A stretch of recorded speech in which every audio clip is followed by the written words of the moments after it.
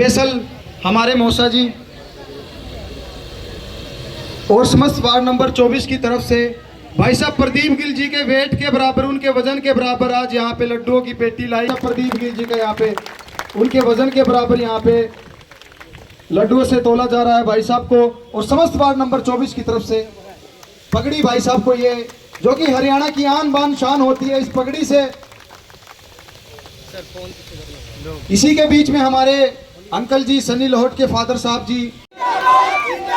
धन्यवाद धन्यवाद प्रवेश भाई, धन्यवाद सागर भाई जो कि विश्वकर्मा कॉलोनी से लगातार हमारे टीम प्रदीप गिल के साथी भी रहे हैं और लगातार आप सब लोगों का आप ने देनी है। उस मशीन पर बटन आप ने दाबने, तो वो अपना फैसला है कि वे बटन कित दाबने हैं। अगर अपने बटन सही दिशा में और सही व्यक्ति को दब गए तो इस जींद विधानसभा का भविष्य सुधर जाएगा। क्यों सुधर जाएगा, ये बात मैंने क्यों खुले मंच पर कही, क्योंकि यही एक वो ऐसा नेता है जिसने 36 के 36 विधानसभा गांव में और आप लोगों ने आयोजित की है। मैं आपका सिर झुका करके वंदन करता हूँ। धन्यवाद। थी पिता तुल्य बुजुर्गों, नौजवान साथियों, मातृशक्ति, मैं आज आपके मध्य चुनाव के विषय में अकेला नहीं आया हूँ। चुनाव तो बिल्कुल आने वाला पर्व है जिस पर आप अपने मत से, अपने मन से, अपने दिल से कोई फैसला करते हैं और उस फैसले के आधार पर आपका नुमाइंदा चुना जाता है जो आपकी सेवा करे, जो आपकी सेवा करके आपको वो सब दे जो एक नुमाइंदा देना चाहिए। जैसे कि कभी हम सुना करते थे जब बच्चे थे, जैसे मातृशक्ति, आपने भी इसी तरह वोट पे वोट डाल करके कुछ घरानों को जिताने का काम किया। वो घराने जीत करके जब चले गए तो किस प्रकार से बुजुर्गों का अपमान हुआ, ये मैं नहीं कह रहा। यहाँ 70 साल का भी मेरा चाचा ताऊ बैठा है, यहाँ 80 साल का भी कोई बुजुर्ग बैठा है, वो ये जानते होंगे जब एक परिवार तो ऐसा था जिसका एक छत्र राज हुआ करता था। एक छत्र राज हुआ करता था, मंडी में एक ही कुर्सी लगा करती थी। हमारे बुजुर्ग जब अगर काम के लिए जाते थे तो फिर एक बात कही जाती थी कि खड़ा खड़ा बात कर, कुर्सी नहीं लगती थी दूसरी कोई। अगर बूढ़ा व्यक्ति खड़े खड़े थक जाता, लंबी लाइन होती, तो जूतियों में बैठने का काम करवाते थे, जूतियों में बैठने का। क्या हमें अपनी औकात बतवाने का काम करते थे? इस बात में लेस मात्र भी चाचे था वो फर्क पा जा तो मैं आपका जिंदगी भर के लिए चोर। वहां तक की बात भी बताना चाहूंगा, जब नौकरियों की बात आती थी तो मांगेराम गुप्ता जी एक बात कहा करते थे कि महावीर जी से जाकर के मिलो। और महावीर जी से जो जाकर के मिलते थे, तुम्हारे में से कई साथी ऐसे बैठे भी होंगे जिन्होंने ये पता होगा, विधानसभा का पर्चा भरा, लोगों के बीच में बोलने लगे तो एक बात कहने लगे कि हम लोग जो है गलतियां कर सकते हैं, पिछली गलतियों को माफ कर देना। एक बात सुन लेना चाहते था, वो नेचर और सिग्नेचर बहुत बारी बदलते हैं, इतने आसानी से को रोटी खा करके सोने जाएं तो अपने इस लाडले भाई बेटे की बात को जरूर ध्यान करें। आप जब यहाँ पर हमारे जैसे लोग आते हैं, इन मंचों पर काजू बादाम रखते हैं, आप लोग यहाँ पर मालाएं और हमारे को लाडुओं से तोड़ने का काम करते हैं, लेकिन ये वो लोग हैं यहाँ पर तो इन्हें माला चाहिए, लड्डू भी चाहिए और कुछ भी नीचे को दे दो वो भी चाहिए। लेकिन जब आप इन्हीं के घरों में जाते हैं, ईमानदारी से एक बात याद करो, जब आप इन्हीं के घरों में जाते हैं तो पानी का गिलास भी हमारे गरीब मजदूर के लिए, कर्मचारी वर्ग के लिए ये पूछते नहीं हैं। ये भी कहा जाता है कि नेताजी तो सो रहे हैं, नेताजी तो है नहीं। और आजकल तो एक बात और चलने लगी। मैं इंदिरा कॉलोनी में गया था, इंदिरा कॉलोनी के लोगों ने मेरा स्वागत किया। उन्होंने कहा कि भाई हम आपके साथ जुड़ना चाहते हैं, आपकी विचारधारा हमें समझ में आई है। हम कहना चाहते हैं उस विधायक को जिसने हमारे को दो टुक जवाब दिया, जब हम पानी के पाइप उस कॉलोनी में नहीं थे। और बताना चाहता हूँ, कॉलोनी भी कहा, बिल्कुल विधायक जी की छाती के ऊपर जो गर्ल्स सीनियर सेकेंडरी स्कूल है, उससे आगे सूद हॉस्पिटल से आगे जैसे ही चलोगे, अगली गली मुड़ोगे तो वो इंदिरा कॉलोनी कहलाती है। आदरणीय विधायक जी ने पता क्या कहा, इंदिरा कॉलोनी भी जींद में है क्या? दुख से वो लोग अपनी नाड़ नीची करके आ गए कि अच्छा ये बात है। बोला जी एक बार और जाने का मौका मिला। सीवरेज बैकअप मार रहे थे तो दोबारा हम मुंह मार के मन मार के चले गए। उस बार तो हद ही हो गई कि विधायक जी ने कह दिया कि क्या मैं गटर में उतर करके मैं साफ करूंगा। अरे अच्छे से तो किसी बुजुर्ग ने कहा है, पैर में चक्कर मुंह में शक्कर सिर पे बर्फ। आप इतना घमंड में चूर मत होइए।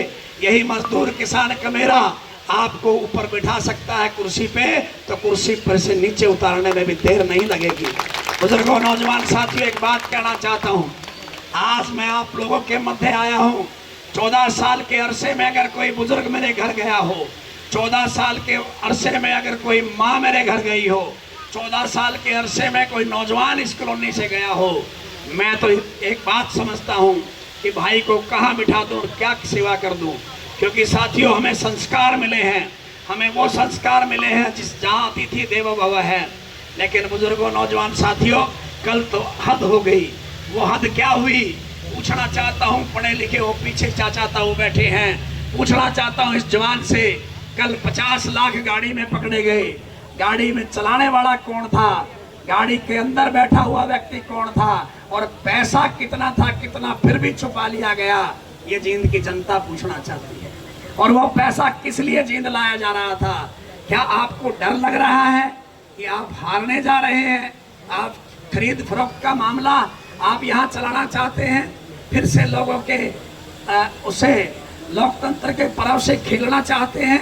क्या आप फिर से अपनी मनमानी इस जींद में करना चाहते हैं? साथियों, मैं आपसे पूछता हूँ, ये पैसा किसका था? हम सोचते होंगे ये पैसा विधायक जी का था। नहीं नहीं, ये पैसा खून पसीने की थारी गांधी कमाई थी। बताऊंगा, मैं पढ़ा लिखा नौजवान हूँ, मैं कोई बात झूठ कर बोल के नहीं जाऊंगा, जुमला नहीं बोलूंगा आपके बीच में।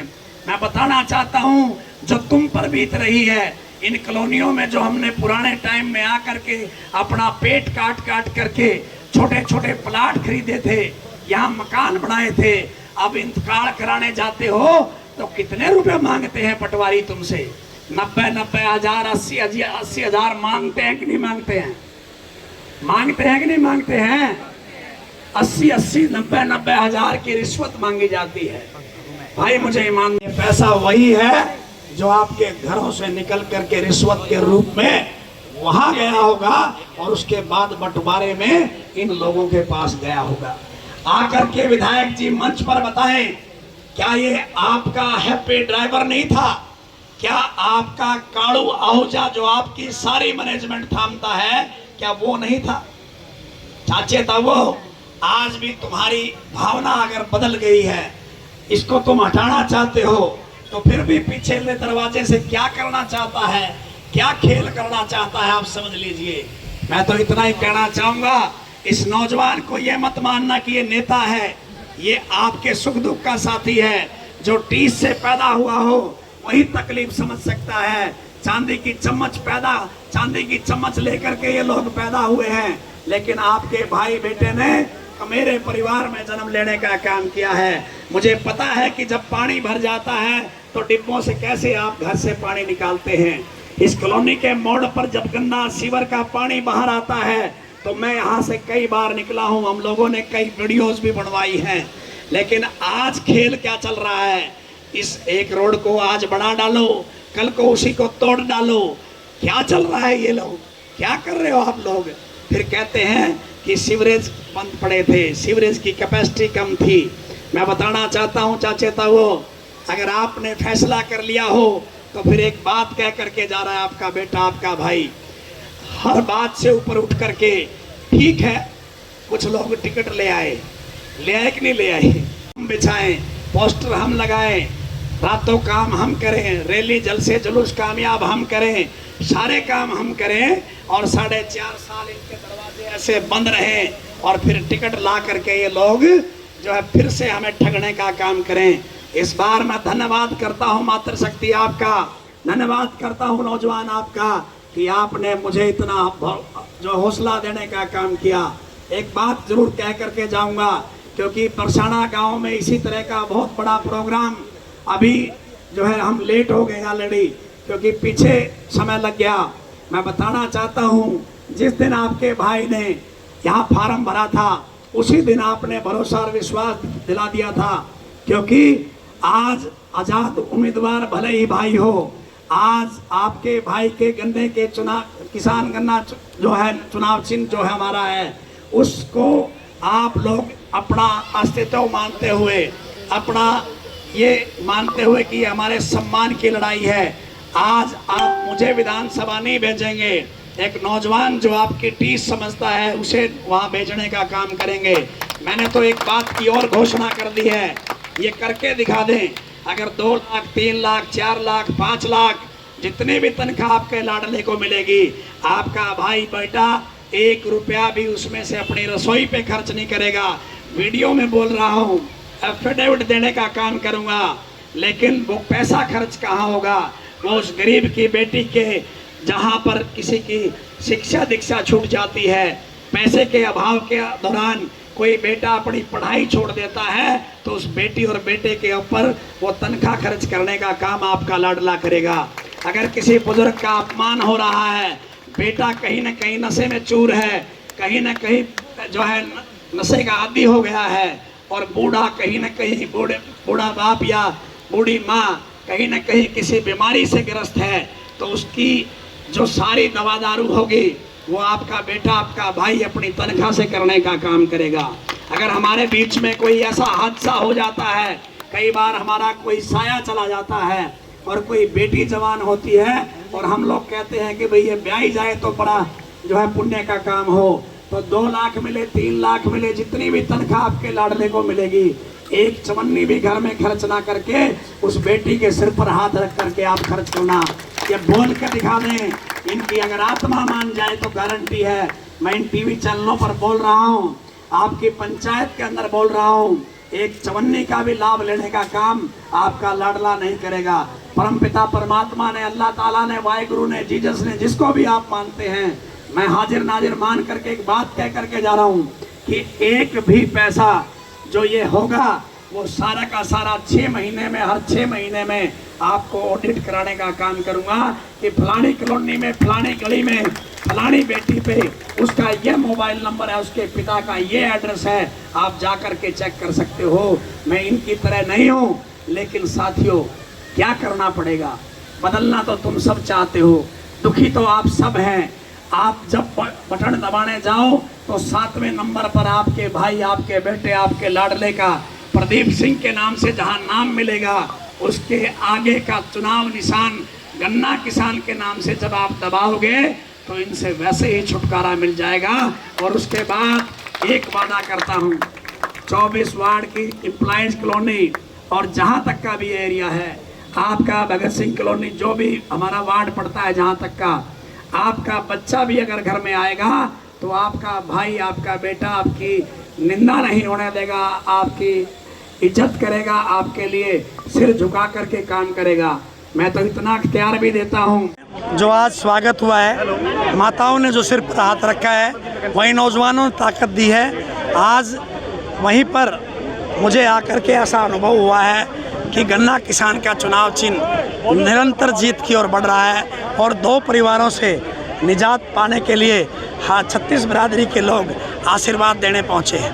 तो 2 घरानों को टेक कर रहे हैं आप हर भाषण में। सर 2 घराने रजवाड़े हैं ये लोग, जिन्होंने लोगों की वोट को ठग करके लोगों से कभी वास्ता नहीं रखा, लोगों से दूरियां बना के रखा है। मैं इनके बीच का बेटा, बीच का भाई हूं और मैं इनके बीच में ही सदा रहता हूं। ये मेरी यूएसपी है। पहले टिकट की लड़ाई लड़ी आपने लगातार, आप चुनाव जीतने की लड़ाई लड़ रहे हैं। देखिए, चुनाव जीतने की लड़ाई नहीं लड़ रहा मैं तो इनके बीच में आ रहा हूँ। चुनाव तो झोली में आ चुका है, क्योंकि लोग दोनों को नकार चुके हैं और एक का चेहरा तो कल पता लग गया। पैसा किस प्रकार से 2 नंबर का कहाँ से आ रहा था और किस काम के लिए जा रहा था, ये सारी चीज़ें आज लोगों के बीच में आ गई और लोग दोहरा चरित्र जान चुके हैं। जींद की जनता के लिए आप पसीना बहा रहे हैं, पसीना कामयाब रहेगा? 100% रहेगा। और जिन जिन का बेटा जीत करके आएगा, इस माँ को कभी बेसहारा नहीं रहने दूंगा, बहन को कभी बेसहारा नहीं रहने दूंगा, भाइयों को कभी बेसहारा नहीं रहने दूंगा, बुजुर्गों को कभी बेसहारा नहीं रहने दूंगा। मेरा सारा जीवन इनके चरणों में गुजरेगा। आपका मुकाबला कौन सी पार्टी से माना गांव में जिनके विधायक का विरोध हुआ, लोगों ने जैसे काम करोगे वैसा ही स्वागत होगा भाई। अगर आप गलत करोगे तो लोग बोलेंगे कि आप ये चाहते हैं, फिर भी लोग आपको फूल फेंके, फिर भी आपको फूल मालाएं पहनाएं, लोग तो विरोध करेंगे। लेकिन यहाँ पर इन्होंने बेटे को प्यार दिया, स्वागत किया, अभी भी सिर पर हाथ है। और ये क्या है, ये पीड़ा है उनके प्रति, प्यार है मेरे प्रति। क्या मास्टर का बेटा अब की बार 100% इस बार 2 घरानों से छुटकारा मिलेगा। जींद की जनता जो है उनकी बेड़ियों से छूटेगी और मास्टर का बेटा इनकी सेवा करेगा।